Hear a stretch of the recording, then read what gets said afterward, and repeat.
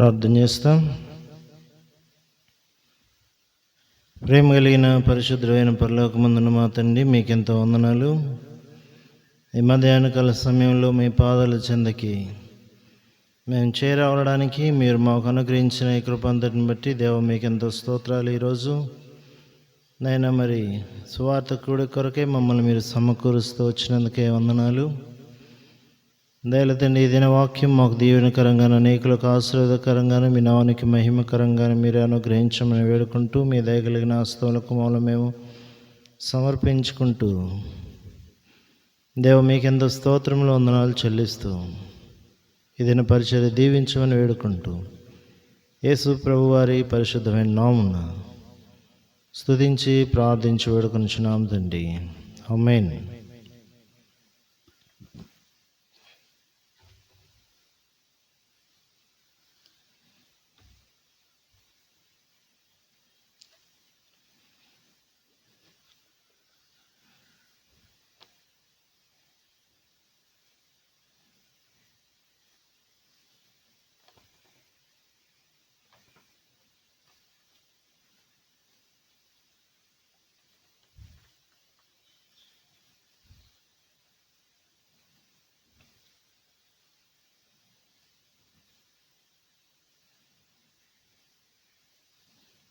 పాట సంఖ్య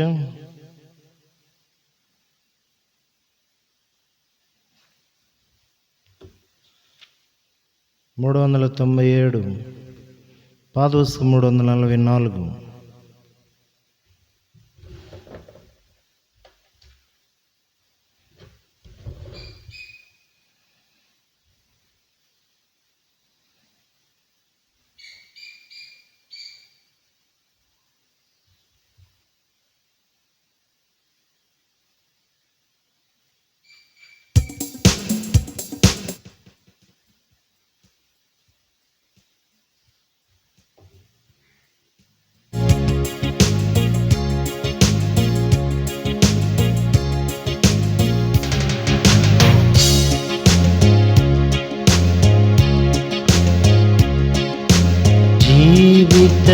జీవితమెవ్వరికి, నీ జీవితమెవ్వరికి,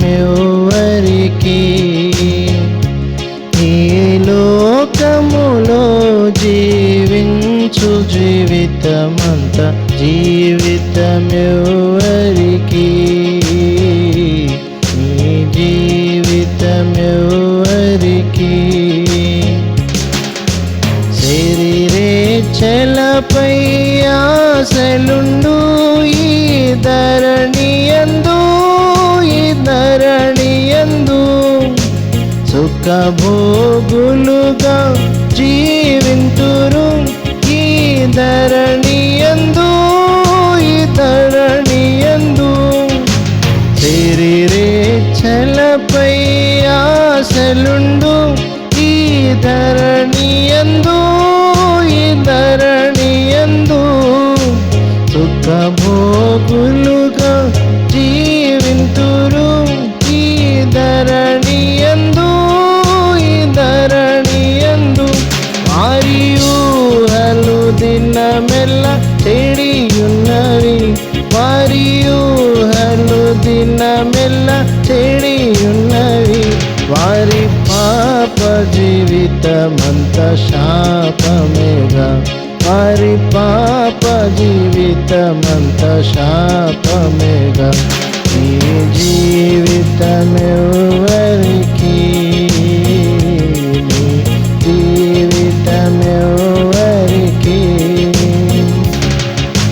తన్నపేక్షకులెందరు గలరు ఈ ధరణియందు, ఈ ధరణియందు. ధనముపై మనస్సు నిల్పెదరు ఈ ధరణియందు, ఈ ధరణియందు.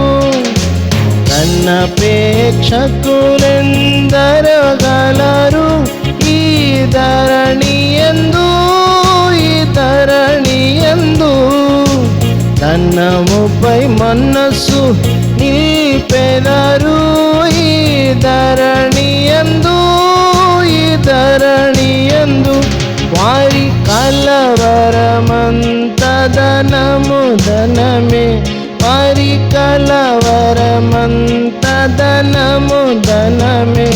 వారు బ్రతికేడు బ్రతుకంత క్షీణతయే, వారు బ్రతికేడు బ్రతుకంత క్షీణతయే. నీ జీవితమెవ్వరికి, నీ జీవితమెవ్వరికి.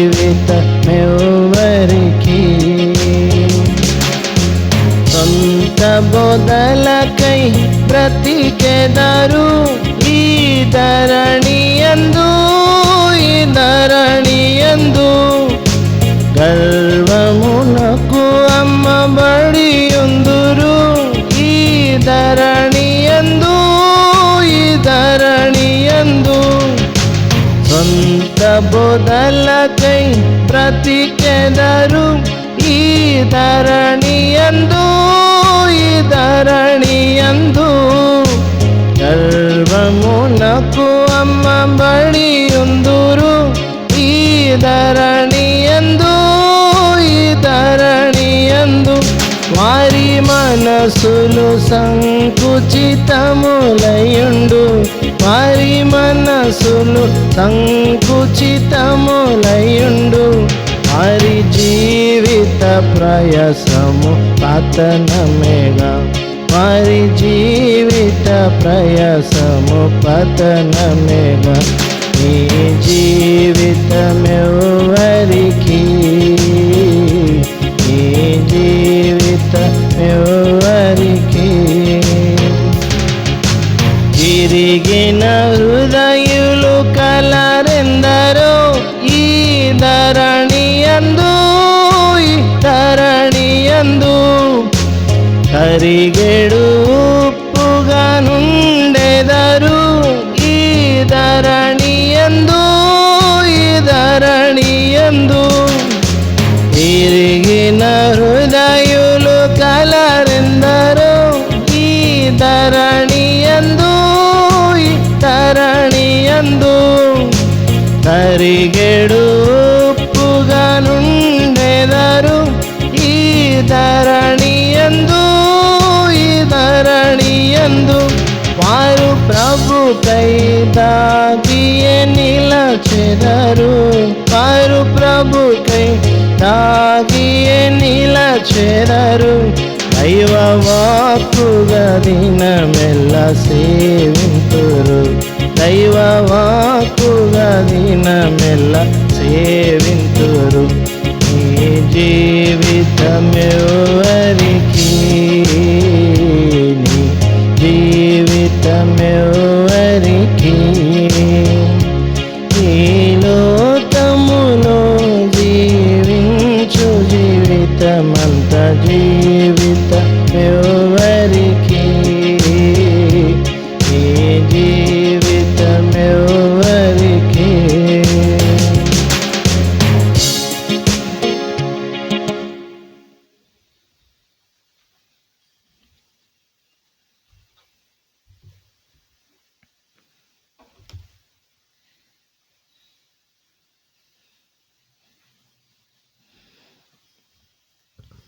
ప్రియమైన వాళ్ళారు, మనం ప్రతిరోజు మధ్యాహ్నం దేవుని యొక్క వాక్యాన్ని ఇర్మియా గ్రంథం 17వ అధ్యాయం 9వ వచనంను మనం ధ్యానం చేస్తున్నాము.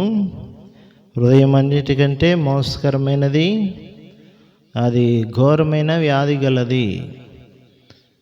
కాబట్టి ఈ వాక్యం మీద మనం ధ్యానం చేస్తున్నాం.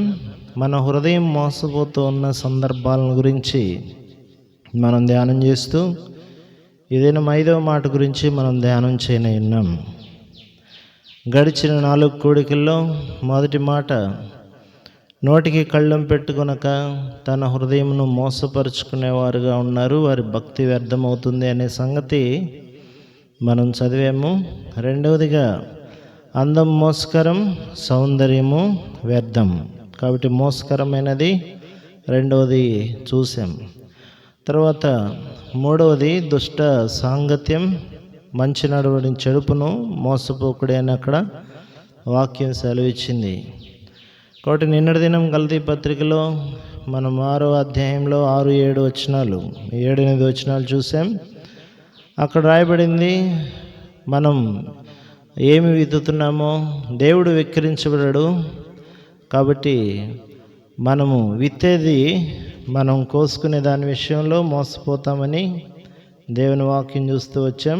గలతీ పత్రికలో 6వ అధ్యాయంలో మనం 7-8 వచనాల్లో మోసపోకుడి, దేవుడు వెక్కిరింపబడడు, మనుషుడు ఏమి విత్తనో ఆ పంటనే కోయును అనే సంగతిని గురించి మనం ధ్యానం చేస్తూ వచ్చాం. ఈ దినం మనం దేవుని వాక్యంలో నుండి మనం ఒక సంగతిని జ్ఞాపకం చేసుకుంటాము. యాకోబు పత్రిక '.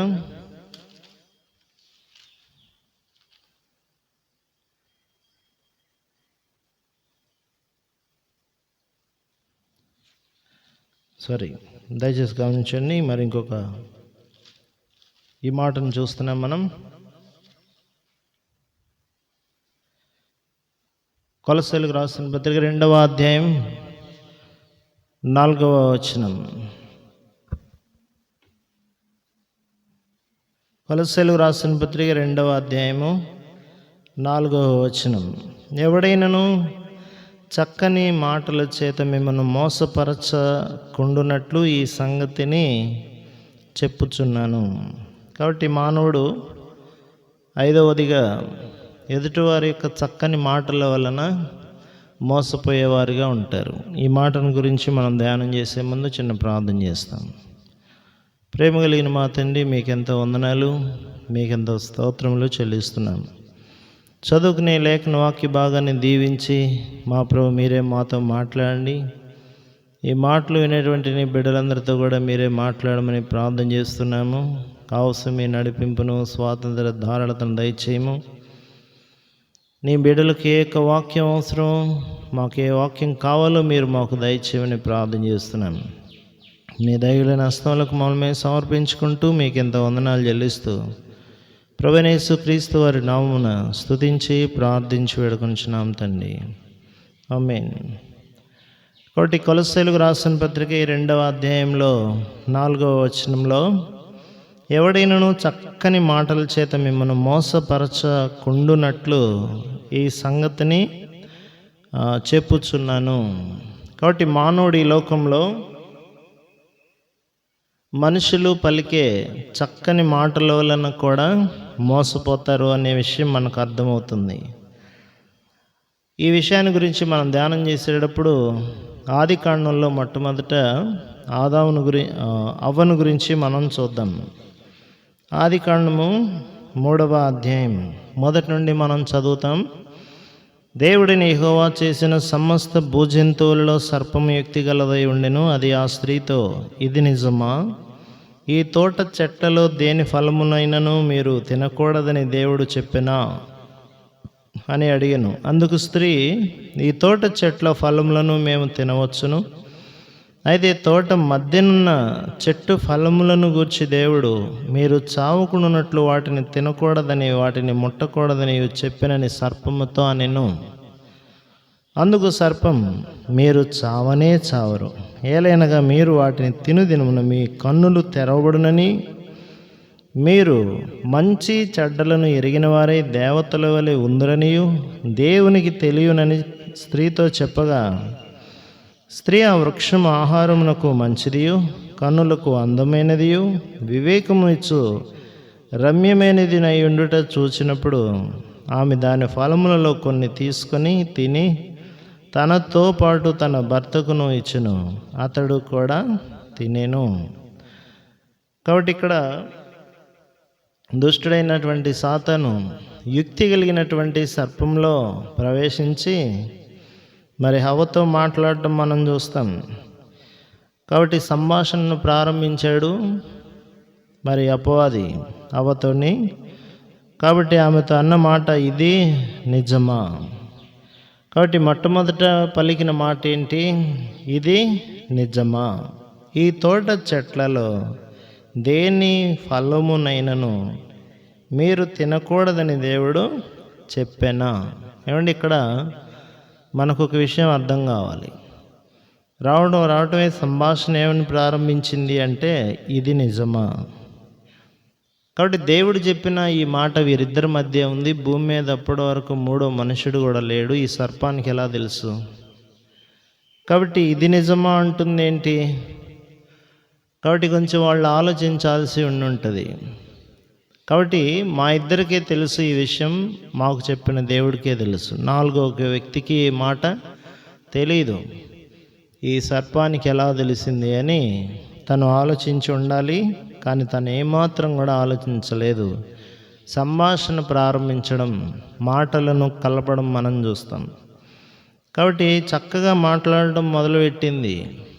మీరు ఈ తోట చెట్లలో ఉన్న ఈ ఫలములను తింటే మీరు ఏమవుతారో తెలుసా? మీరు దేవతలైతారు. కాబట్టి ఈ 3వ అధ్యాయంలో ఇక్కడ మనం చూస్తాం 4వ వచనం, అందుకు సర్పం, మీరు చావనే చావరు, ఏలయనగా మీరు వాటిని తినే దినమున మీ కన్నులు తెరవబడతాయి, మీరు మంచి చెడ్డలను ఎరిగిన వారై దేవతలవలే ఉంటారని దేవునికి తెలియనని స్త్రీతో చెప్పగా. ఒకటి మొట్టమొదటి ఇది నిజమా అన్నప్పుడే అనుమానం దేవుని మీద కలుగుతూ వచ్చిందేమో. ఇది నిజమా అన్నప్పుడే ఆ తర్వాత నిజం చెప్తుంది. ఈక సర్పమే అనుకున్నట్లు అవ్వ ఇక మనసు తిరిగి ఉండొచ్చు. అప్పుడు చెప్పిన మాటలను మనసును పెట్టింది అవ్వ. అప్పుడు ఆ స్త్రీ, ఆ వృక్షం ఆహారమునకు మంచిది, కన్నులకు అందమైనది, వివేకమిచ్చు రమ్యమైనది నై ఉండటం చూచినప్పుడు. అవ ఎన్నోసార్లు ఆ పండు వైపు చూసి ఉంటుంది, కానీ ఆ పండును గురించిన ఈ యొక్క సమాచారం విన్న తర్వాత, సాతాను చెప్పిన మాట విన్న తర్వాత ఇప్పుడు పండు ఇంతకుముందు చూసినట్లుగా కనిపించట్లేదు. కాబట్టి పండు మీద సరైనటువంటి సమాచారం ఇవ్వకుండా అవ్వను మోసం చేయడం మనం చూస్తాం. కాబట్టి ఇప్పుడు ఆ పండు వైపు తాను చూసినప్పుడు అది కన్నులకు అందమైనది, వివేకమిచ్చు రమ్యమైనదై ఉండడం చూసిందంట. అప్పటి వరకు తనకు అలా అనిపించలేదేమో. ఆ మాటలు విన్నాక ఆ పండు వైపు చూసినప్పుడు ఆ పండు ఆకర్షిస్తూ ఉంది ఈమెని. పాపం కూడా మనుషుల్ని ఆకర్షించేదిగా ఉంటుంది. కాబట్టి ఈ యొక్క అవ్వ ఆ పండు వైపు చూడడం ప్రారంభించింది. ఆ పండు వైపు చూసి అది తీసుకొని తింటే బాగుంటుంది అనుకుంది. సరే, ఏమైతేనేమి, సాయంకాలం ప్రతిరోజు దేవుడు మాతో మాట్లాడడానికి వస్తాడు కదా, ఒకసారి దేవుణ్ణి అడుగుదాం, దేవుని యొక్క అనుమతి తీసుకుందాం. మరి వస్తూ ఉంటాడు కదా దేవుడు సాయంకాలం. 3వ అధ్యాయం మనం అక్కడ చదువుతామండి. చూడండి, ఇక్కడ రాయబడింది 8వ వచనం, చల్లపుట్టున ఆదామును అతని భార్య తోటలో సంచరించుచున్న దేవుడైన యెహోవా స్వరమును విని. దేవుడు రోజు వచ్చి వాళ్ళతో మాట్లాడి వెళ్తూ ఉంటాడు. సాయంకాలం ఎటు ప్రభు వస్తారు కదా, ప్రభువుని అడిగిన తర్వాత మేము ఆయన అడిగి చేస్తాంలే అనలే. కాబట్టి దేవుని యొక్క ఆజ్ఞను మీరడానికి అవ్వ తన మనస్సును కుదుటపరుచుకున్నట్లుగా చూస్తాం. కాబట్టి ఆమె కొన్ని తిన్న తర్వాత కన్నులు తెరవబడలేదు కదా. మరి ఏంటి, ఆ యొక్క సర్పం చెప్పింది సరైంది కాదేమో అని తనకు ఆలోచన రాలేదు. ఆమె తిన్న తర్వాత ఇప్పుడు ఆయన మాత్రం తినకుండా ఎందుకు ఉండాలి? ఒకవేళ ఏదైనా నష్టం వస్తే మరి నాకు ఒక్కదానికే వస్తే అట్లా ఆయన్ని కూడా ఇన్వాల్వ్ చేస్తే బాగుంటుంది కదా. ఇప్పుడు ఆయనకు తీసుకొచ్చి కొన్ని ఇచ్చింది. ఆయన తిన్న తర్వాతనే వారిద్దరి కన్నులు తెరవబడ్డాయి. వారు దిగంబరులని తెలుసుకున్నారు, వారు సిగ్గులో ఉన్నారని తెలుసుకున్నారు, వారి మీద ఏ వస్త్రం లేదు అనేది వాళ్ళకి అర్థమైంది. కాబట్టి పండు తిన్న వెంటనే వారి కన్నులు తెరబడి వారి దేహం వారు చూసుకున్నప్పుడు సిగ్గు అనిపించింది అని రాస్తుంది కదా. కాబట్టి వారి యొక్క పాపమే వారికి సిగ్గు తెచ్చేదిగా ఉంది కదా. ఇక్కడ మనం కొన్ని చూస్తాం మాటలు. వారి కన్నులు తెరవబడ్డాయి, వారు దిగంబరులు అని తెలుసుకున్నారు, దిగంబరులము అని తెలుసుకున్నారు. ఇప్పుడు వాళ్ళు అంజూరపు కచ్చడాలను తీసుకొచ్చుకొని కుట్టుకొని వారు మన చుట్టూ ధరించారు.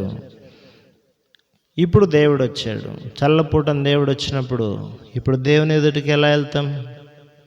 ఈరోజు అనేకులంగా దేవుని సన్నిధికి రాలేకపోవడానికి, దేవుని మాటల దగ్గరికి మానవుడు రాలేకపోవడానికి కారణం, దేవుడు అంటే భయపడడానికి గల కారణం మానవుని యొక్క జీవితంలో ఉన్నటువంటి పాపం.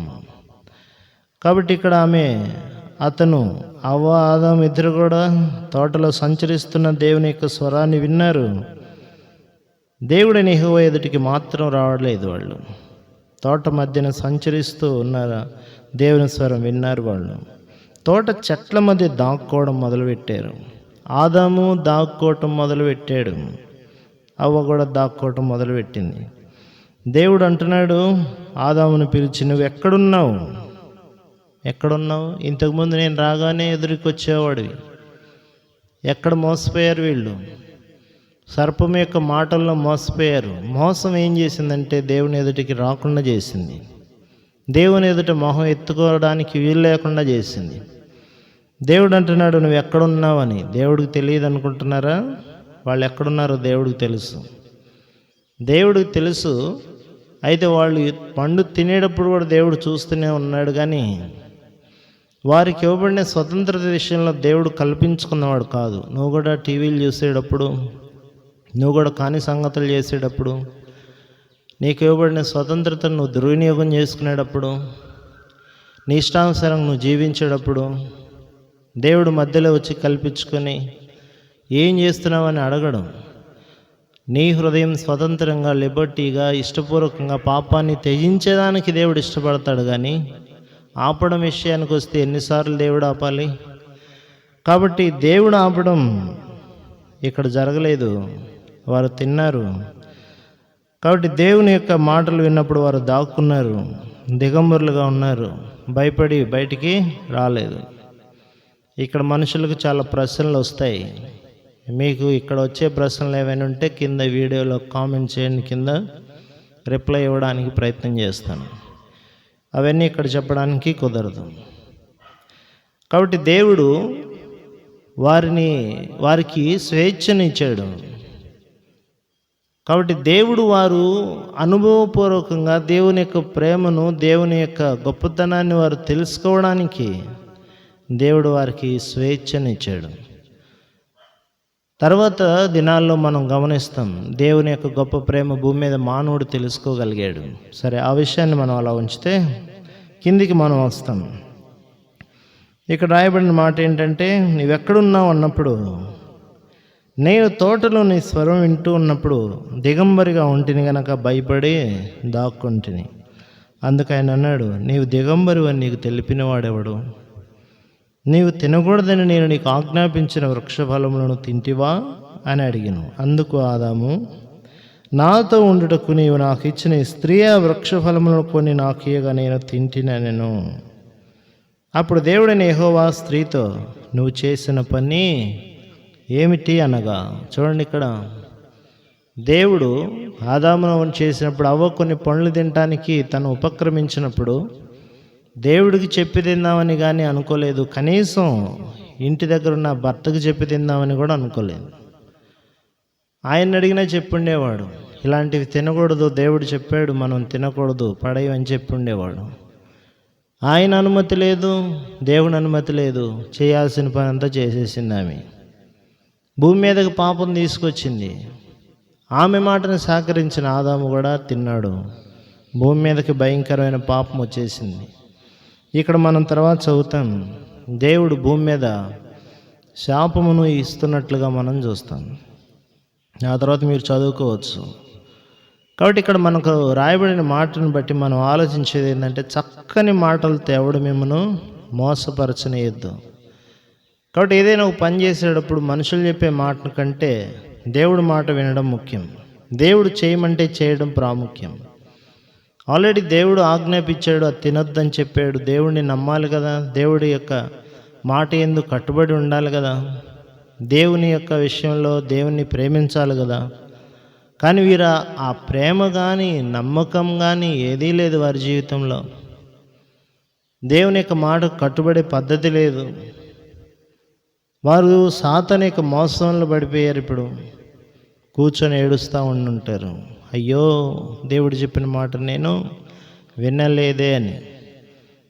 కాబట్టి దేవుడు వారికి స్వేచ్ఛనివ్వగా వారి స్వేచ్ఛను వారు దుర్వినియోగం చేసుకుంటూ దేవుడే సత్యం అన్న విషయాన్ని ఇప్పుడు వారు గుర్తించాలి. దేవుడే నిజం చెప్పాడన్న విషయాన్ని వాళ్ళు గుర్తించిన వాళ్ళు అవ్వాలి. దేవుడు మానవుడిని సృష్టించినప్పుడు మానవుడు తన జీవితంలో తన స్వేచ్ఛను దుర్వినియోగం చేసుకునేవాడుగా ఉన్నాడు. తర్వాత మనం చూస్తాం, ఇక్కడ ఆదాము అవ్వలు కూడా సాతాను వారిని మోసపుచ్చడం గురించి మనం చూస్తాం. మీరు కొరింథీయులకు రాసినటువంటి 2వ పత్రిక 11వ అధ్యాయంలో అవ్వను గురించి ఈ మాటను చదివి ఉంటారు మీరు. 2 కొరింథీ 11వ అధ్యాయం 2వ వచనం నుండి చూస్తాం. దేవాసక్తితో మీ ఎడల 3వ వచనం చూద్దాం. సర్పం తన కుయుక్తి చేత అవ్వను మోసపరచినట్లు మీ మనస్సులు చెరపబడి క్రీస్తు ఎడలనున్న సరళత నుండి పవిత్రత నుండి ఎట్లయినా తొలగిపోతారేమో అని భయపడుచున్నాను. విశ్వాసుల గురించి ఈ మాట చెప్పబడింది. మనకు దేవుడు చాలా లిబర్టీ ఇచ్చాడు, క్రీస్తు ఎడల సరళత ఇచ్చాడు, స్వతంత్రత ఇచ్చాడు. అవ్వ మోసపోయినట్లుగా మీరు మోసపోకూడదు, అవ్వ చేసినట్లుగా మీరు చేయకూడదు. కుయుక్తి చేత అవ్వను మోసపరిచింది సాతాను. మీ మనసులు చెరపబడకుండా కాసుకోండి, క్రీస్తులో ఉన్న సరళత నుండి పవిత్రత నుండి తొలగిపోతారేమో అని భయపడుతున్నాను నేను.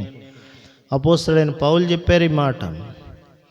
కాబట్టి ప్రియులారా, ఇక్కడ మనం గమనిస్తాం, దేవుని యొక్క వాక్యం సెలవిస్తూ ఉంది, క్రీస్తు ఎడలనున్న సరళత నుండి పవిత్రత నుండి మనం తొలగిపోకూడదు అని దేవుని వాక్యం సెలవిస్తుంది. కాబట్టి ఇక్కడ అవ్వ మోసపోయినట్లుగా మనం గమనించగలుగుతాం. చక్కని మాటలతో మిమ్మల్ని ఎవడూ మోసపరచకుండా జాగ్రత్తగా చూసుకోమని దేవుడు చెప్పాడు. ఈ లోకంలో అబద్ధీకుల వేషధారణ ఎందు మోసపోయేవారు ఉన్నారు. కాబట్టి వారి యొక్క మాటలకు మోసపోయేవారుగా కూడా ఉంటారు. మీరు ఇంకొక సందర్భంలో చదివితే ఎఫెసీయులకు రాసిన పత్రిక 5వ అధ్యాయం 6వ వచనం, వ్యర్థమైన మాటల వలన ఎవడును మిమ్మను మోసపరచనీయకుడి, ఇట్టి క్రియల వలన దేవుని ఉగ్రత అవిధేయులైన వారి మీదకి వచ్చును, కనుక మీరు అట్టివారితో పాలువారై ఉండకుడి. వ్యర్థమైన మాటలు దేవుని ఉగ్రతను తీసుకుని వస్తాయి. ఈ సందర్భంలో ఇంకొక సందర్భాన్ని నేను మీకు జ్ఞాపకం చేయాలనుకుంటున్నాను. రాజుల మొదటి గ్రంథం చూడండి, ఇక్కడ ఏమని రాయబడిందో. రాజుల మొదటి గ్రంథం 13వ అధ్యాయం. రాజుల మొదటి గ్రంథం 13వ అధ్యాయం. ఇక్కడ ఒక యూదా దేశం నుండి ఒక ప్రవక్త వస్తారు. కాబట్టి ప్రవక్త వచ్చి బలిపీఠానికి ఒక ఆజ్ఞను ఇవ్వడానికి వచ్చారు. ఆయన యెరోబాము అనేటువంటి వ్యక్తి తను భయంకరంగా జీవిస్తూ ఉన్నప్పుడు తను బలి ఇవ్వడానికి ఒక బలిపీఠం ఎద్దకు వస్తే ఆ బలిపీఠానికి ఒక ఆజ్ఞ ఇవ్వడానికి యూదా దేశం నుండి ఒక ప్రవక్తను దేవుడు పంపించాడు ఆ స్థలానికి. యెరోబాము కూడా ఈ యొక్క వర్తమానం తెలియజేయడానికి. నేను కొన్ని వచనాలు అక్కడ ప్రారంభంలో చదువుతాను, వినండి. అంతటా దైవజనుడైన ఒకడు యెహోవా చేత సెలవునుంది యూదా దేశం నుండి బేతేలుకు వచ్చెను. ధూపం వేయడానికి యెరోబాము బలిపీఠం వద్ద నిలిచి ఉండగా ఆ దైవజనుడు యెహోవా ఆజ్ఞ చేత బలిపీఠమునకు ఈ మాట ప్రకటన చేసెను. బలిపీఠమా, యెహోవా సెలవిచ్చినదేమనగా, దావీదు సంతతిలో యోషియా అను ఒక శిశువు పుట్టును. నీ మీద ధూపము వేసిన ఉన్నత స్థలము యొక్క యాజకులను అతడు నీ మీద అర్పించును. అతడు మనుష్య శల్యములను నీ మీద దహనం చేయను. ఈ బలిపీఠము బద్దలైపోయి దాని మీద ఉన్న బుగ్గి ఒలికిపోటే యెహోవా ఇచ్చు సూచన అని చెప్పి ఆ దినమున ఆ ప్రవక్త సూచన ఒకటి ఇచ్చెను. బేతేలునందున బలిపీఠము గూర్చి ఆ దైవజనుడు ప్రకటించిన మాట రాజుని యరొబోము విని బలిపీఠం మీద నుండి తన చెయ్యి చాపి దానిని పట్టుకొనమని చెప్పగా అతడు చాపిన చెయ్యి ఎండిపోయాను. దానిని వెనుకకు తీసుకున్నట్టుకు అతనికి శక్తి లేకపోయాను. మరియు యెహోవా సెలవు ప్రకారం దైవజనుడిచ్చిన సూచన చొప్పున బలిపీఠం బద్దలు కాగా బుగ్గి దాని మీద నుండి ఒలికి పోయిన సూచన జరిగింది కదా. కాబట్టి దేవుడు చెప్పాడు, ఈ బలిపీఠం మీద యోషియా అనే శిశువు పుట్టినప్పుడు ఈ బలిపీఠం యొక్క ఉన్నత స్థలములను ఈ బలిపీఠం ధూపం వేసిన ఉన్నత స్థలం యొక్క యాజకులను అతను నీ మీదే అర్పిస్తాడు అని. కాబట్టి ఈ సూచన కూడా అక్కడ జరగడం చూస్తాం. అప్పుడు యరొబోము భయపడ్డాడు. మీరు బహుమానములు ఇస్తాను, నా ఇంటికి వచ్చి అలసట తీర్చుకోండి అని దైవజనుడితో చెప్పాడు. ఆ దైవజనుడు అన్నాడు 8వ వచనంలో, దైవజనుడు రాజుతో ఇట్లా అన్నాడు, నీ ఇంటిలో సగం నాకు ఇచ్చిన నీతో కూడా నేను లోనికి రాను. ఈ స్థలం ముందు నేను అన్నపానములు పుచ్చుకొనొద్దని, నీవు వచ్చిన మార్గం తిరిగి పోవద్దని యెహోవా వాక్కు చేత నాకు సెలవైందని రాజుతో అన్నాడు. అంతటా అతడు తాను బేతేలుకు వచ్చిన మార్గం వెళ్లకుండా మరి ఒక మార్గాన తిరిగిపోయాడు. ఇంతవరకు బాగానే ఉంది. దేవుడు చెప్పింది చెప్పాడు, ప్రవచనం చెప్పాడు, సూచన చూపించాడు. దేవుడు ఆ మార్గాన్ని వెనకెళ్ళొద్దంటే అలాగనే ఆయన చేశాడు. ఆ మార్గాన్ని వెళ్లకుండా వేరొక మార్గాన్ని బయలుదేరి తను వెళ్తూ ఉన్నాడు. ఇక్కడి నుంచి అసలు మనం నేర్చుకోవాల్సింది ప్రారంభం అవుతుంది. కాబట్టి 11వ వచనంలో బేతేల్లో ప్రవక్తయ్యకు ఒక ముసలివాడు కాపురం ఉంటా ఉన్నాడు. ఒక ముసలి ప్రవక్త ఉన్నాడు అదే బేతేల్లో. అయితే అతని కుమారులు వచ్చి, బేతేల్లో దైవజనుడు ఈ దినము చేసిన క్రియలన్నింటినీ, అతడు రాజుతో పలికిన మాటలన్నింటినీ వాళ్ళు ఆయన తండ్రితో చెప్పారు. ఆ తండ్రి అన్నాడు, అతడు ఏ మార్గం పోయాడు అని అడిగారు. అంతటా అతని కుమారులు యూదా దేశం నుండి వచ్చిన దైవజనుడు ఏ మార్గం వెళ్ళిపోయింది తెలిపారు. పిమ్మట అతడు తన కుమారులను పిలిచి, నా కొరకు గాడిద గంత కట్టండి అని చెప్పి అతను ఆ గాడిద మీద ఎక్కి ఆ దైవజనుడిని కనుగొనడానికి వెళ్ళాడు. అప్పుడు ఆయన 14వ వచనం, మస్తకి వృక్షం కింద అతడు కూర్చుండగా చూచి, యూదా దేశం నుండి వచ్చిన దైవజనుడు నీవేనా అని అడిగాడు. అతడు అన్నాడు, నేనే అన్నాడు. అప్పుడు అతడు నా ఇంటికి వచ్చి భోజనం చేయండి అన్నాడు. ఇక్కడ చూడండి, నేను అసలు ఎక్కడ భోజనం చేయనని వచ్చాడు కదా. దేవుడు భోజనం చేయవద్దు, అక్కడ ఇంట ఎక్కడ ప్రవేశించొద్దు, ఆ మార్గానికి వెనకకు మళ్ళీ వెళ్ళొద్దు అని చెప్పాడు కదా. ఇప్పుడు భోజనం చేయడానికి వెళ్ళాలంటే మళ్ళీ వెనక్కి వెళ్ళాలి కదా. అసలు ఆ ముసలి ప్రవక్తతో దేవుడు ఏం చెప్పలేదు కూడా. ఆ ముసలి ప్రవక్త ఇప్పుడు అబద్ధం చెబుతున్నాడు. అందుకే కింద రాసి ఉంటుంది, వచ్చి భోజనం చేయమన్నప్పుడు 16వ వచనంలో ఆ ప్రవక్త అన్నాడు, యూదా దేశం నుండి వచ్చిన ప్రవక్త అన్నాడు, నేను నీతో కూడా మరలి రాజాలను నీ ఇంట ప్రవేశించను, మరియు నీతో కలిసి ఈ స్థలమందు అన్నపానములు పుచ్చుకొనను.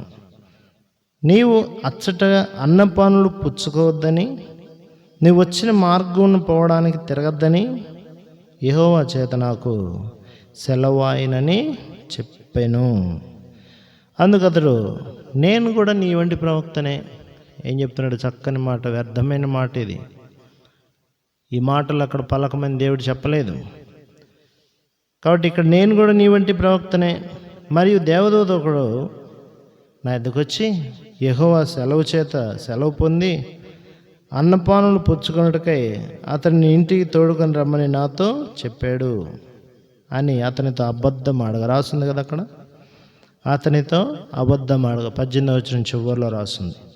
1 రాజులు 13:18 చివరిలో అబద్ధం ఆడగా అని రాస్తుంది. ఏం మాట్లాడాడండి ఇప్పుడు ఆయన? అబద్ధం. సరే, ఆ వ్యక్తి ఏమనాలి? నీతో చెప్పాడు ఆ దేవుడు, మరి నాతో చెప్పలేదే. నాతో చెప్తే నేను వస్తానులే అని చెప్పాలి. దేవుని అనుమతి తీసుకోకుండా ఇక్కడ ఈయన ఆయనతో వెళ్ళడానికి సిద్ధమవుతాడు. మీరు చూస్తారు 19వ వచనం, అతడు తిరిగి అతనితో కూడా మరలిపోయి అతని ఇంట అన్నపానములు పుచ్చుకున్నాడు. వారు భోజనం చేస్తూ ఉండగా అతని వెనుకకు తోడుకుని వచ్చిన ప్రవక్తకు చూడండి, వారు భోజనం చేస్తూ ఉండగా అతన్ని వెనక్కు తోడుకొచ్చిన ప్రవక్తకు యెహోవా వాక్కు ప్రత్యక్షమైంది. ఇప్పుడు ప్రత్యక్షమైంది యెహోవా వాక్కు, భోజనం పెట్టడానికి వెనక్కి తీసుకొచ్చిన ఆయనకి. అంతటా అతడు యూదా దేశం నుండి వచ్చిన దైవజనుడిని పిలిచి, యెహోవా ఇలాగ ఆజ్ఞయిస్తున్నాడు, నీ దేవుడైన యెహోవా నీకు ఆజ్ఞాపించిన దాన్ని గైకొనక. ఆయన సెలవిచ్చిన నోటి మాట మీద తిరగబడి నీవు వెనుకకు వచ్చి నీవు అచ్చట అన్నపానలు పుచ్చుకోవాలదని ఆయన సెలవిచ్చిన స్థలంన భోజనం చేస్తున్నావు గనక నీ కళేబరము నీ పితరుల సమాధుల్లోనికి రాకపోవునని ఎలుగెత్తి చెప్పాడు. పిలిచింది నువ్వే, భోజనానికి పిలిచింది నువ్వే. ఇప్పుడు ఆయన మీదకి ఉగ్రత వచ్చే విషయాన్ని కూడా చెప్తుంది కూడా ఆయనే. ఎలాంటి సందర్భం ఇది? అబద్ధమును నమ్మినటువంటి యోధా ప్రవక్త, కాబట్టి మోసం చేసేటటువంటి ముసలి ప్రవక్త, అంతే కదా. వెనక్కి రమ్మని చెప్పాడు కాబట్టి అబద్ధం చెప్పాడు ఆ ప్రవక్త. కానీ దేవుడు ఆ ప్రవక్తతో ఇతనికి మళ్ళీ సమాచారం తెప్పించాడు. చూడండి, ఇక్కడ మనం గమనిస్తాం, ఆ సందర్భంలో ఆయనకి అబద్ధమాడిన ఆయనకి ఎట్ట చెప్పాడండి దేవుడు అనుకుంటారు కదా. ఇప్పుడు ఆయనకి సమాచారం చెప్పాలండి, కాసేపులో చచ్చిపోతాడు, ఆయన ద్వారా తప్ప ఇంక చెప్పే సోర్సెస్ లేదు. అందుకే దేవుడు ఆయన వాడుకున్నాడు. అక్కడ వాడుకొని నువ్వు ఇక నీ పితరుల సమాధులకు చేరవు అని చెప్పాడు. 23వ వచనం, అంతటా వారు అన్నపానలు పుచ్చుకున్న తర్వాత అచ్చటి ప్రవక్త తాను వెనుకకు తోడుకొచ్చిన ఆ ప్రవక్తకు గాడిద మీద గంత కట్టించాడు. అతడు బయలుదేరి మార్గాన్ని పోతా ఉండగా ఒక సింహం అతనికి ఎదురుపడి అతన్ని చంపెను. అతని కళేబరం మార్గమందు పడి ఉండగా గాడిద దాని దగ్గర నిలిచి ఉండెను. సింహము శవం దగ్గర నిలిచి ఉండెను. వెళ్ళిన గాడిద అలానే ఉంది. సింహము ఆయన చంపేసింది కానీ ఆయన తినలే. సింహం కూడా అక్కడే ఉంది, గాడిద పక్కనే ఉంది. ఆ గాడిదని కూడా తినలే సింహం. చూడండి, సింహం దేవుని ఆజ్ఞ నెరవేర్చింది. తినొద్దంటే సింహం తినలే, గాడిదని ముట్టలే. సింహం దేవుని మాట వింది కానీ ప్రవక్త దేవుని మాట వినలేదు. చక్కని మాటలతో మోసపోతున్నాడు ఈ ప్రవక్త. వ్యర్థమైనటువంటి మాటలతో ఎవరు మిమ్మల్ని మోసపరచలేదు. అట్టివారి మీదకి దేవుని ఉగ్రత వస్తుందని చెప్పబడింది. వీళ్ళని గమనించండి, నీ జీవితంలో ఎలాంటి మాటలను నువ్వు వింటున్నావు. కాబట్టి ఇక్కడ మనం గమనిస్తాం.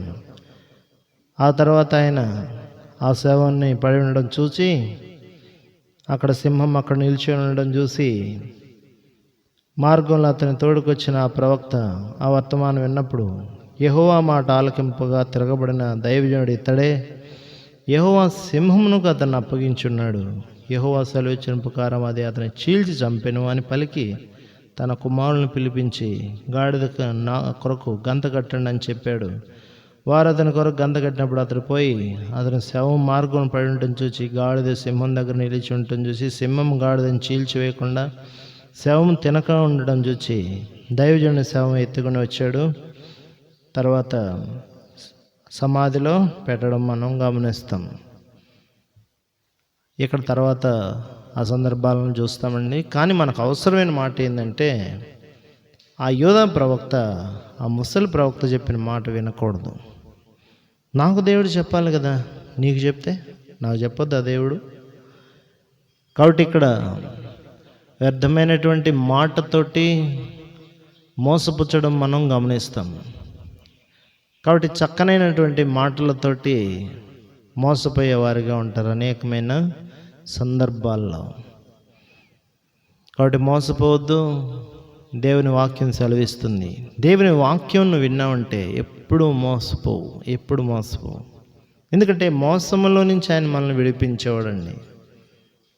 కాబట్టి ఈ మాటను మళ్ళీ ఒకసారి జ్ఞాపకం చేయాలనుకుంటున్నాను నేను. ఆయన మనల్ని మోసములలో నుండి విడిపించగలిగిన వాడు దేవుడు. అందుకే దేవుడు మాటను వింటే మనం మోసపోం. కాబట్టి గతంలో మోసపోయిన వారమే. తీతు పత్రిక 3వ అధ్యాయం 3వ వచనం, ఎందుకనగా మనం కూడా మునుపు అవివేకులం, అవిధేయులం, మోసపోయిన వారం, నానా విధమైన దురాశలకు భోగములకు దాసులయ్యుండి దుష్టత్వమందు అసూయందు కాలం గడుపుచ్చు అసహ్యులమై ఒకరినొకరు ద్వేషిస్తూ ఉన్నాం. కానీ మన రక్షకుడైన దేవుని యొక్క దయయు మానవుల ఎడల ఆయనకున్న ప్రేమ ప్రత్యక్షమైనప్పుడు తర్వాత మనం చూస్తాం, నూతన స్వభావం మనకు కలుగజేశాడు. పరిశుద్ధాత్మ మనకేం చేశారు? నూతనమైనటువంటి స్వభావాన్ని ఆయన మనకు అనుగ్రహించాడు. కాబట్టి దేవుని యొక్క ఆత్మ చేత బోధించబడతాం. కాబట్టి దేవుని మాటలు మనం వినాలి, దేవునికి ప్రార్థన చేయాలి. ఓ పని చేసే ముందు దేవుణ్ణి అడగదాం.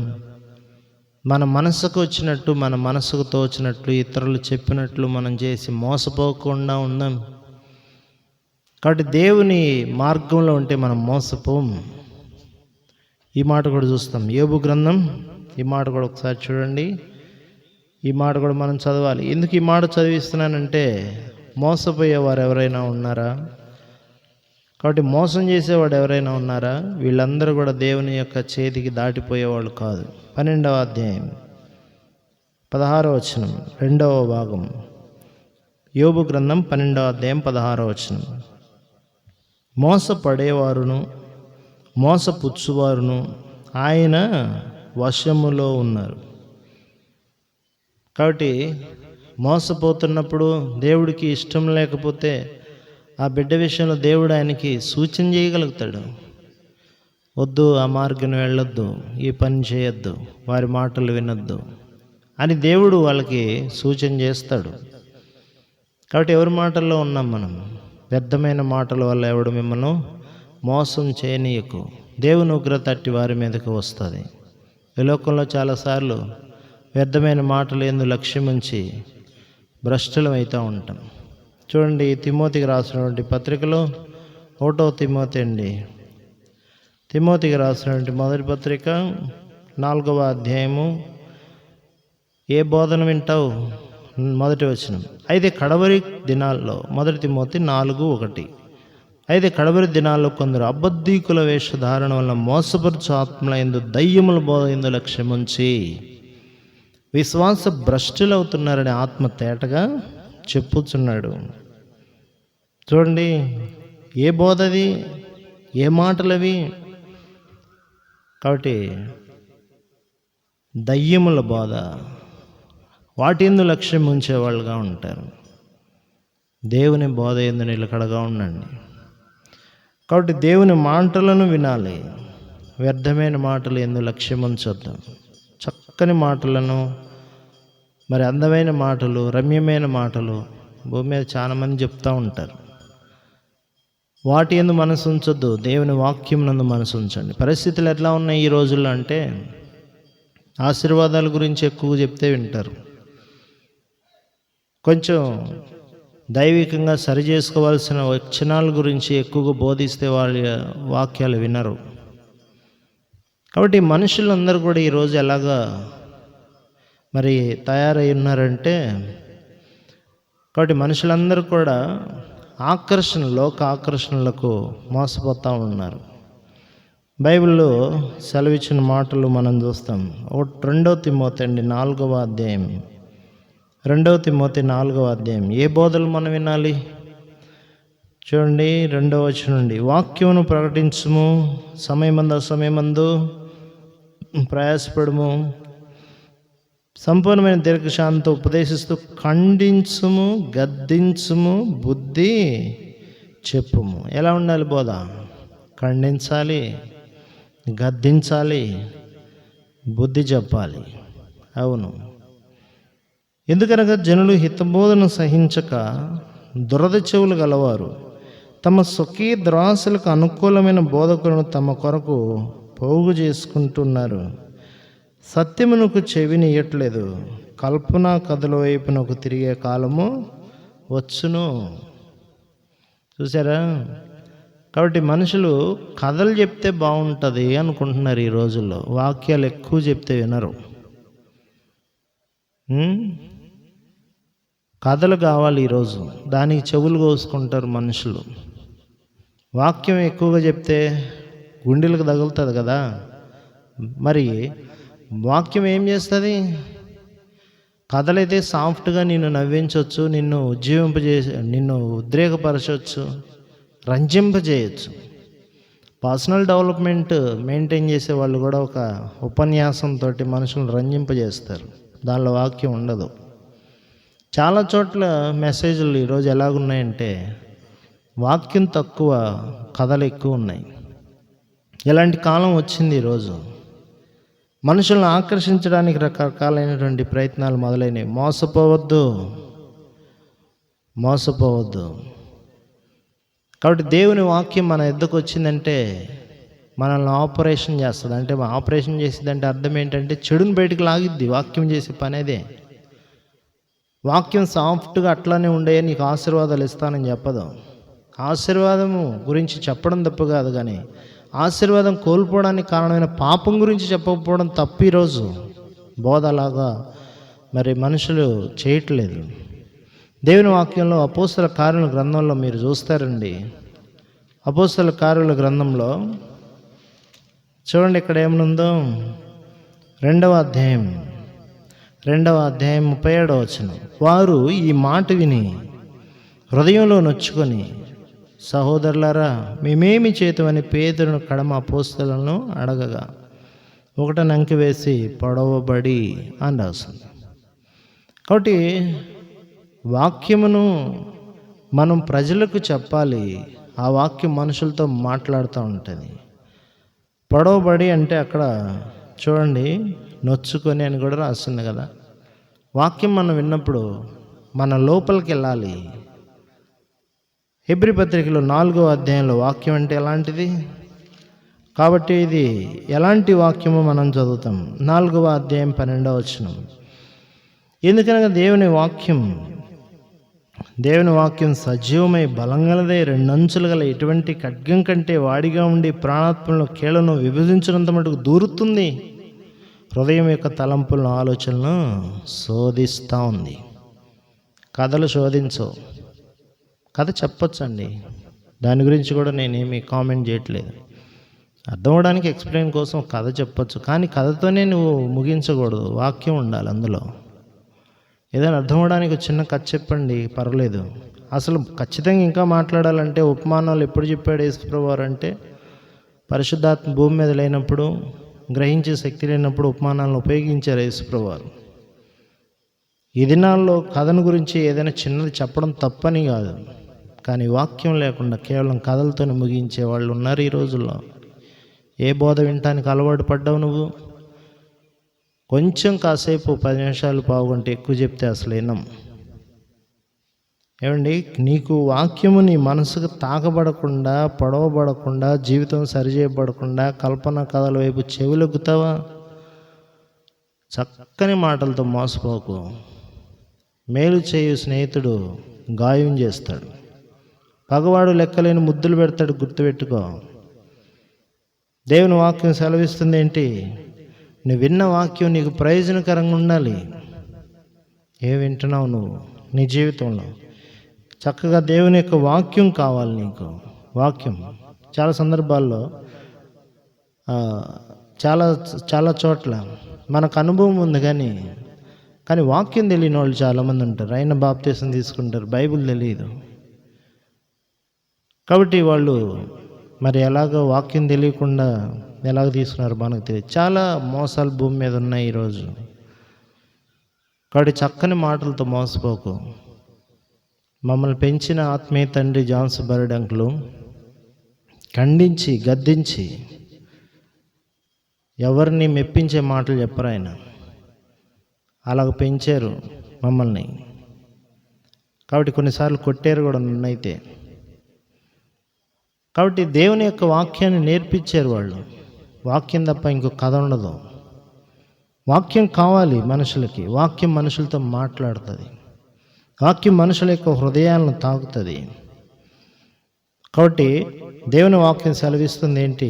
చక్కని మాటలతో మోసపరిచే వాళ్ళు ఉన్నారు, వ్యర్థమైన మాటలతో మోసపరిచే వాళ్ళు ఉన్నారు. కాబట్టి ఇటు మోసంలో పడద్దు. స్పష్టమైన దేవుని యొక్క వాక్యాన్ని దేవుడు నీకు అనుగ్రహించునుగాక. కాబట్టి మనం దేవుని వాక్యాన్ని అలా వినడానికి ఇష్టపడాలి. లేకపోతే మనం విన్నా కూడా వాక్యం ఏమైందంటే వ్యర్థమైపోద్దండి. యాకోబు పత్రికలో ఒక మాట చూస్తాం.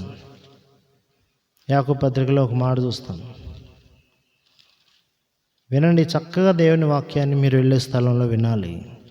యాకోబు పత్రిక 1వ అధ్యాయం. వాక్యం వినాలి. మళ్ళీ చెప్తున్నా, కథలు వినటం కాదు, వాక్యం వినాలి. వాక్యం విని వాక్య ప్రకారం ప్రవర్తించాలి. చూడండి, ఇక్కడ 21వ వచనం నుండి, అందుచేత సమస్త కల్మషను విర్రవీగించిన దుష్టత్వం మాని లోపల నాటబడి మీ ఆత్మను రక్షించడానికి శక్తిగల వాక్యం సాత్వికంతో అంగీకరించండి. మీరు వినివారు మాత్రమై ఉండి మిమ్మల్ని మీరు మోసపుచ్చుకోవద్దు. వాక్య ప్రకారం ప్రవర్తించేవారై ఉండండి. ఎవడైనా వాక్యాన్ని వినివాడై ఉండి దాని ప్రకారం ప్రవర్తింపిన వాడైతే వాడు అద్దంలో తన సహజ ముఖం చూసుకున్న మనుషుల్ని పోలి ఉంటాడు. కాబట్టి దేవుని వాక్యాన్ని విని దాని ప్రకారం ప్రవర్తించండి. ప్రవర్తించాలంటే ముందు వాక్యం ఉండాలి మనిషికి. వాక్యం లేకుండా ఏమీ మనం ప్రవర్తించగలుగుతాం? కాబట్టి దురద చెవులు మానాలి, అనుకూలమైన బోధలు మానాలి. కాబట్టి ఆ వాక్యం విన్న వాక్యం మనకు ప్రయోజనకరంగా ఉండాలి. హెబ్రీయులకు రాసిన పత్రిక 4వ అధ్యాయం 2వ వచనం. హెబ్రీయులకు రాసిన పత్రిక 4వ అధ్యాయం 2. వారికి ప్రకటించబడినట్లు మనకు సువార్త ప్రకటించబడింది, కానీ వారు వినిన వారితో విశ్వాసం గలవారై కలిసి ఉండలేదు గనక విన్న వాక్యం వారికి నిష్ప్రయోజనమైందాయను. వినాలి వాక్యం. కాబట్టి విశ్వాసం కలిగి వినాలి. అప్పుడు వాక్యం నీకేమవుతుంది? ప్రయోజనకరంగా ఉంటుంది. కాబట్టి ఈ దినం మనం చూస్తున్నాం, దేవుని వాక్యాన్ని మనం చక్కగా వినాలి. కల్పన కదలొద్దు. మన జీవితంలో చక్కని మాటలతో మోసపరచబడకుండా జాగ్రత్త పడాలి. వ్యర్థమైన మాటలతో మోసపరచబడకూడదు. ఎక్కువ వాక్యం చదవాలి. వాక్యము చదవడమే కాదు, ఆ వాక్య ప్రకారం ప్రవర్తించాలి. కాబట్టి ఎఫెస్ అనే ప్లేస్ గురించి చూస్తాం. కొంతమంది వాక్యాన్ని వింటుంటారు కానీ మోసపోతూ ఉంటారు. ఒక్కోసారి ఎలాగ వాళ్ళు మోసపోతారు చూడండి. అపోస్తలుల కార్యాల గ్రంథం అనుకుంటాను, ఇక్కడ ఒక మాటను మనం కూడా చదువుతాం. అపోస్తలుల కార్యాల గ్రంథం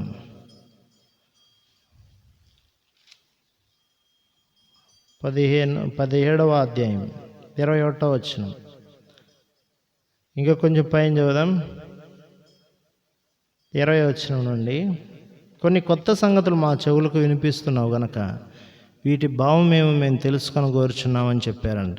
ఏథెన్స్ వారందరూ అక్కడ నివసించు పరదేశులు ఏదో ఒక కొత్త సంగతి చెప్పుటేందు వినుటేందు మాత్రమే తమ కాలం గడుపుతూ ఉంటుంటారు. పౌలు కిందకి మనం వస్తాము, అక్కడ అంతవరకు చాలండి. వాళ్ళు ఏదో కొత్త సంగతి వినుటేందే కాలం గడుపుతారు. కొంతమంది తమ జీవితంలో ఏదో టైంపాస్ కోసం వాక్యం వినటం కాదు, బైబిల్ తీసుకొని చదవండి. యూట్యూబ్లో పద్దుగూకులు వినొద్దు అన్నానంటే అసలు వినొద్దని కాదు, పద్దుగూకులు అదే వినాలని కాదు. మీరు రెగ్యులర్ పోర్షన్ చదవాలి, మీరు దినపాఠం చదువుకోవాలి, ప్రార్థన చేయాలి. యూట్యూబ్లో కానీ ఇట్లాంటి వాక్యాలు చెప్పేది మీకు అడిషనల్గా మీకు దేవుని వాక్యాన్ని అందించడానికి చేసే ప్రయత్నం కానీ, మీ దినపాఠాలను పక్కన పెట్టేసి ఈరోజు నేను యూట్యూబ్లో వాక్యం విన్నాను ఇది చాలు అనుకోవడానికి కాదు. మీ వ్యక్తిగత వాక్యం ఉండాలి, డైలీ పోర్షన్ చదవాలి, క్వైట్ టైం ఉండాలి, చదివిన దాన్ని ధ్యానం చేయాలి, అది గుర్తుపెట్టుకోండి. క్వైట్ టైం ఉండాలి. తర్వాత ప్రేయర్ చేయాలి వ్యక్తిగతంగా నువ్వు దేవుడికి. ఇవి పక్కన పెట్టేసి ఏదో యూట్యూబ్లో పని చేసుకుంటా అటు తిరుగుతూ వింటాం కాదు.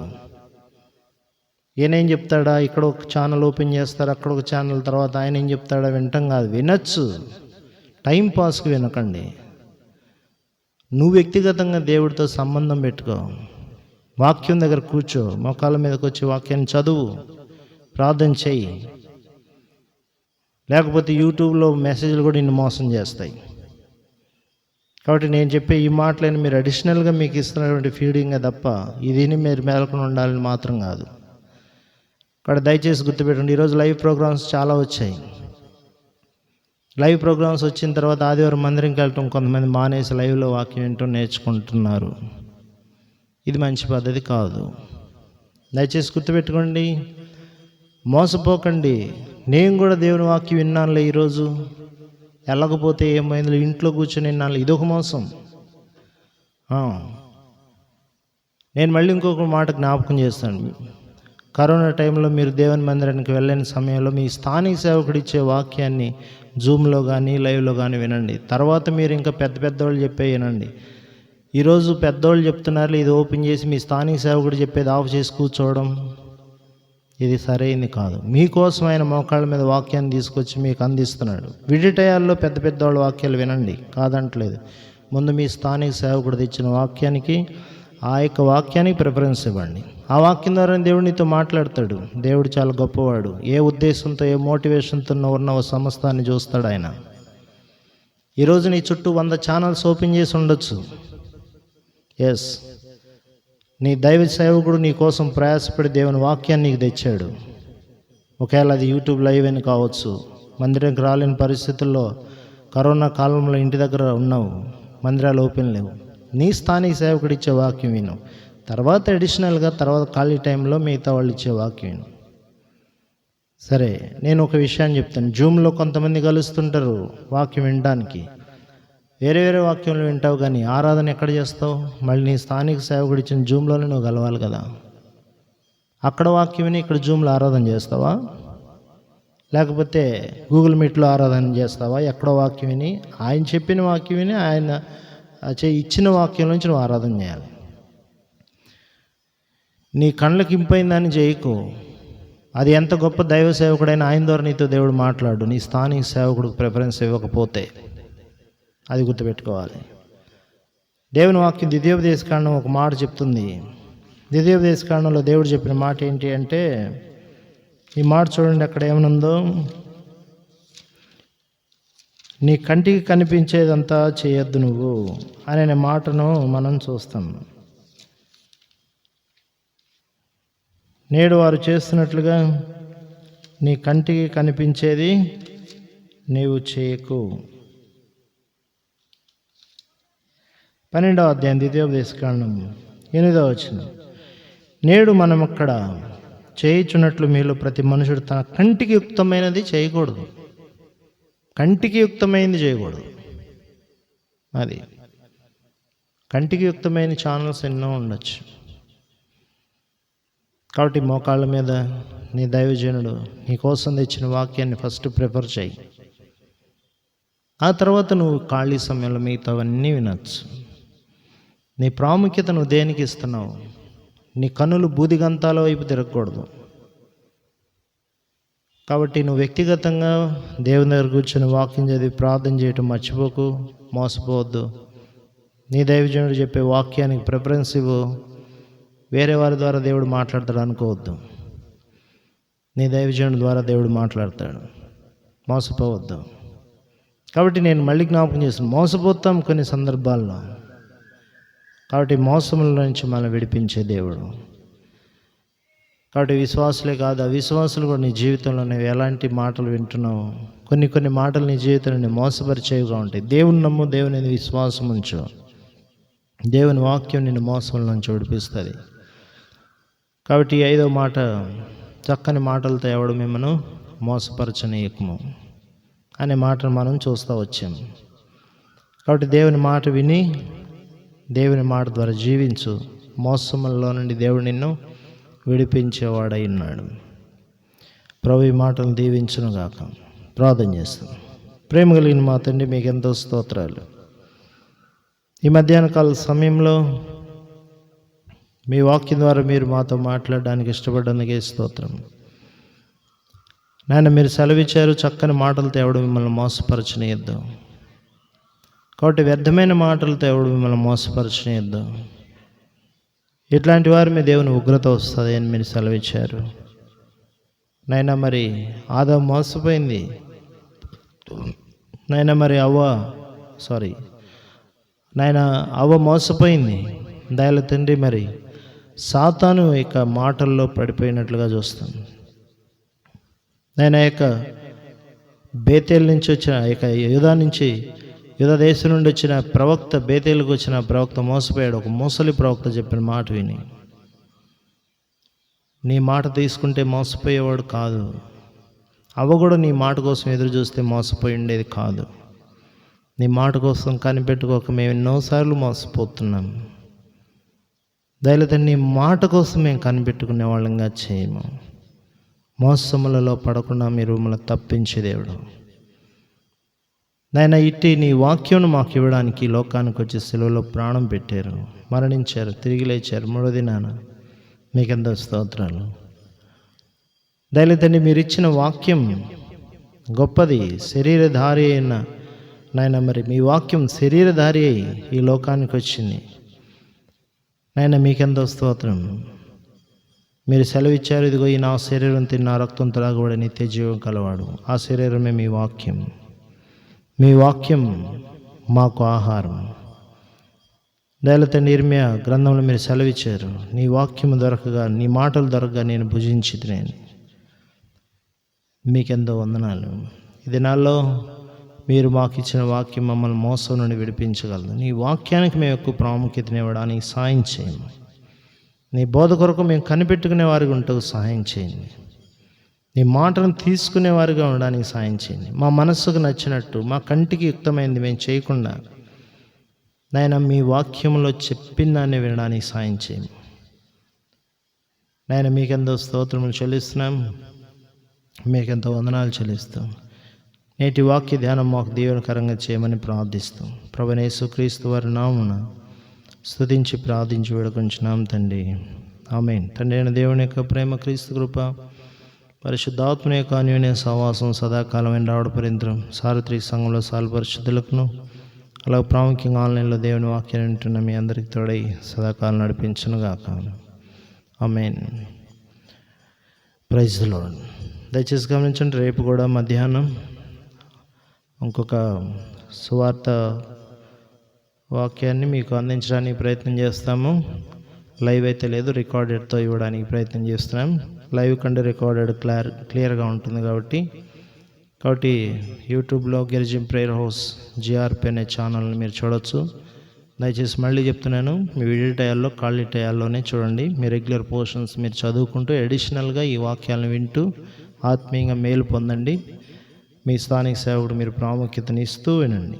అది మాత్రం చాలా ప్రాముఖ్యం. మీకెంతో వందనాలు. దేవుడు మిమ్మల్ని దీవించునుగాక. Praise the lord.